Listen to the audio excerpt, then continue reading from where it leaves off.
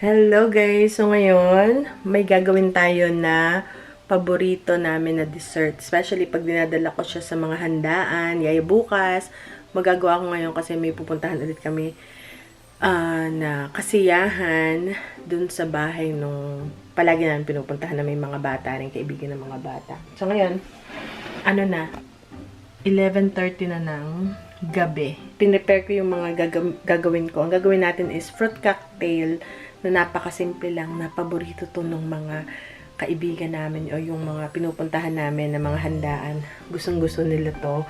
Lagi itong ubos. So, ito yung papakita ko sa inyo kung gaano ko siya kadaling gawin. Hindi ko na siya lalagyan ng buko kasi puro sila Amerikano. So, hindi ko sure kung okay ba sa kanila na may coconut. Yung shredded coconut sana. Yung ilalagay ko rin para mas masarap. Kaya lang hindi ako sure eh. Hindi lahat gusto ng coconut. So, dalawang fruit cocktail. So, ito. At saka ito. And, syempre, hindi masyado matamis. Matamis, pero hindi yung sobrang tamis na nakakatin ng lalamunan. And also, lalagyan ko rin siya ng peaches. Ito yung pinakamalaki nila. So, tatlo yan. Also, pineapple. Chunks pala to. So, pineapple. And, milk. And, dalawang table cream. Yun lang. That's it. Paghahalo-haluin mo muna siya. So, ngayon, bubuksan ko muna tong ating mga delata. And then, titigisin natin. Tatanggal natin yung juice niya. Wait lang. Ito na yung nakasanayan nila. Nagawa ko. At nagugustuhan naman lang, which is much better. Kasi, yung kumbaga simple lang siya talaga. Pang mabilisan, pwedeng 1 hour before gawin nyo to sa mga handaan. Okay na. Okay na kayo nun. So, ngayon, kailangan ko ng strainer kasi tatanggal natin yung syrup nito. Okay. So, buksan muna natin lahat. And then, doon natin sangkutsahin. Maggagawa rin pala ako para sa mga bata kasi gusto rin nila to.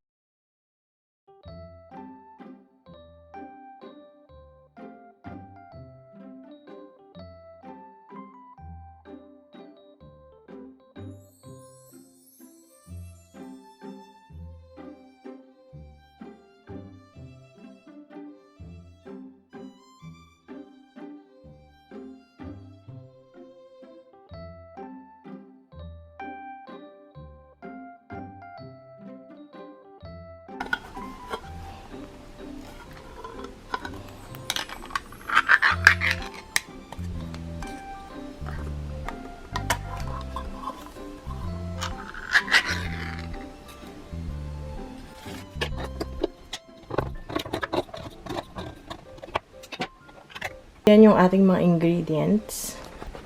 Pero kung gusto nyo, ang gawin nyo is lagyan nyo rin siya ng fresh fruits. Or kung gusto nyo mas healthy, puro fresh fruits yung gamitin nyo. Apples, pears, papaya, kung ano mang gusto nyo ilagay. Ano pa ba nilalagay? Orange, kung ano pa man, tapos lagyan nyo ng gatas. Or pwede rin na wala na lang. Kaya lang ito na yung maumpisahan ko na nagustuhan nila. Kasi parang minsan pagka yung ganon, matubig kasi pag fresh yung fruit. So, matubig siya. Pero, optional. Pwede rin grapes. May cherries, strawberries, blueberries, mga ganon. And ito, pwede rin yun siyang samahan ng fresh fruits. Kung gusto nyo, like grapes, tapos hiwain nyo na lang. Pero so ngayon, pure canned lang siya.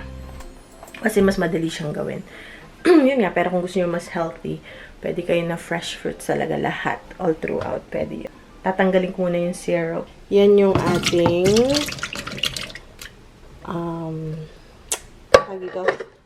ito yung peaches. So, ang gagawin ko is hahati-hatiin ko siya actually. Kasi masyado siyang malalaki. Okay, so yan. So, transfer lang natin dyan. Okay, yan.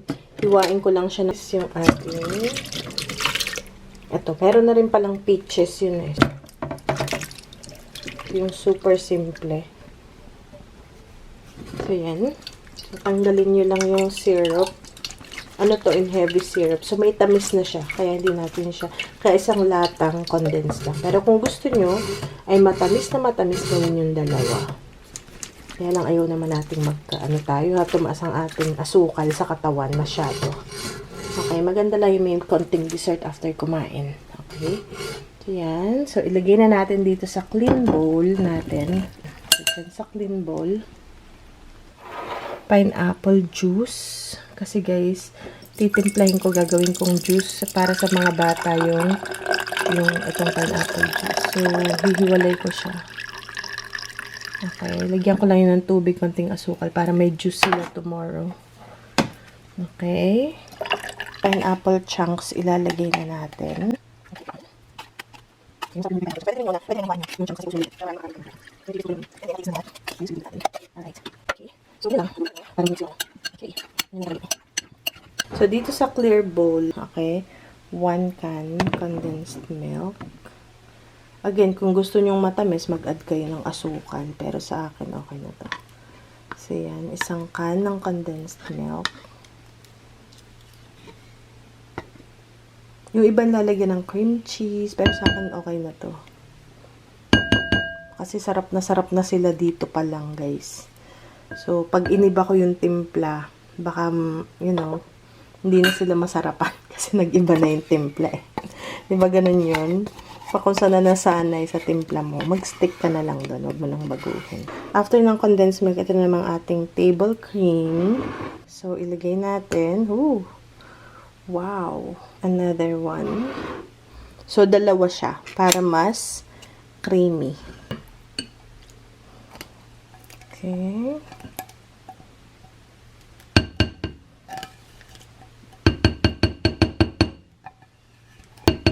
Alright. Okay, so haluin natin. Mix natin yung kasi milk. Something. Or yung condensed milk. Mix natin. Okay, mix siya. Yan na yung ating fruit salad. Oh, pwede yung fruit salad. Fruit cocktail. So, ilagay na natin yung ating mixture na napakasimple. Ayan. Wow. Nakot niya. Tingnan natin. Hindi siya masyadong matamis na nakakatusing na kailangan mo uminom ng maraming tubig. So, ito yun. Hindi masyado. Tama lang. Okay. Alright. So, ano natin siya mix?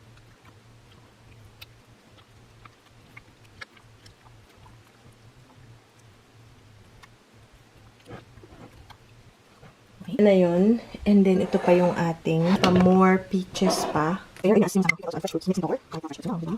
Parang yung siya rough cut lang. Okay.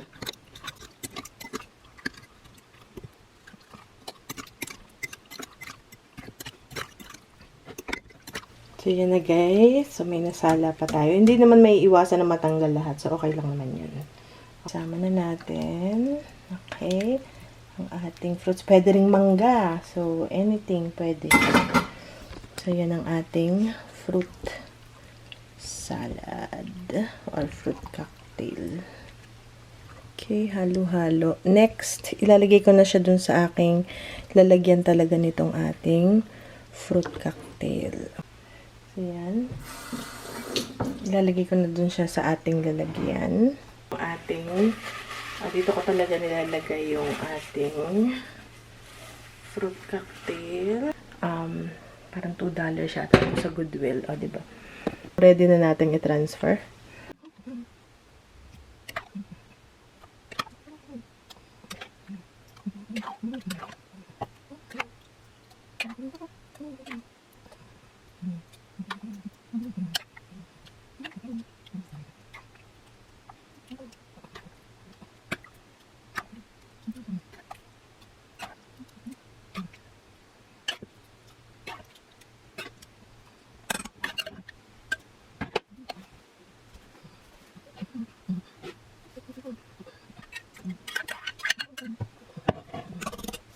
So, yun na guys, ang ating fruit cocktail. Ayan. So, tomorrow is, dada natin yan. So, tatakpan ko siya nito. Okay. Ito yung silicone na nakuha ko sa mystery box natin. So, sa liquidation. So, ayan.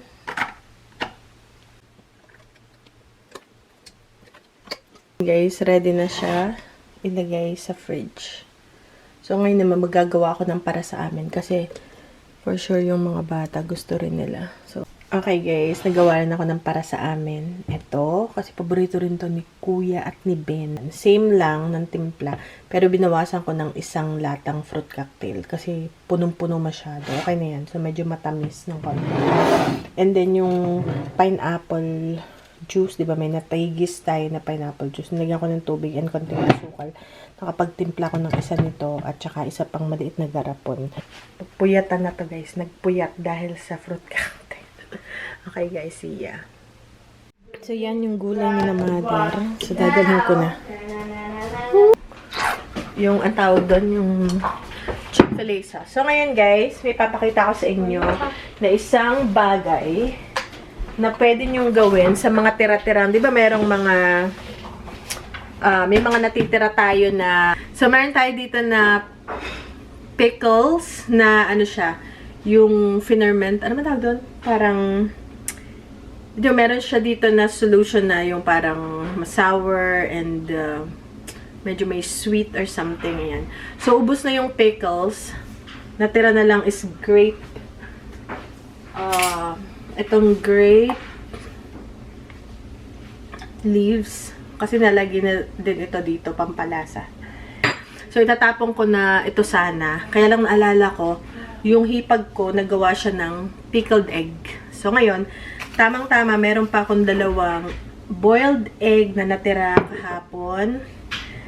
So, ibababad natin siya dyan. So, hindi na tayo magagawa ng mixture para sa ating pickled eggs. And then, magbo-boil pa ako ng, siguro kasya pa dito ang mga 4 pa or 5. So, magbo-boil pa tayo. And then, lagi ko to sa fridge. And then, masarap siya guys kainin. Kung nakapag-try na kayo ng pickled eggs, so, comment down below. So, magbo-boil pa tayo ng 5 pa na itlog para dito. Kasi simula nung na-try namin yun doon sa hipag. And then, mamaya babalik tayo. Magbo-boil lang tayo ng eggs. So, ito na guys yung ating itlog na nilalabon. And then, nag-ano rin ako, garlic fried rice lang to. And then, magpiprito ako ng itlog bagay sa aking garlic fried rice. Actually, nagluto na dun si Kuya nung tirang hamburger patty. Kaya medyo madumi yung ano. Pero may cheese yun and hamburger patty bits. And bagay sa ating sinangag. Okay guys, so, yun na yung eggs na binel natin na 4. Dapat 5 lang, kaya lang baka kako ang iniisip ko, baka hindi, kasi dapat nakalubog siya, baka masyado nang masikip. Ayan, parang perfect lang siya. So, meron kayong tira na, teka lang, hindi ko makuha. Ba't ko ba dito sa garapon nila? Kung meron kayong tira na ganyan, ayan, perfect lang siya. Bango. So, ilagay ulit natin sa fridge. Yun lang, guys. May nakapasok na pusa. Ay, balik yung pusa.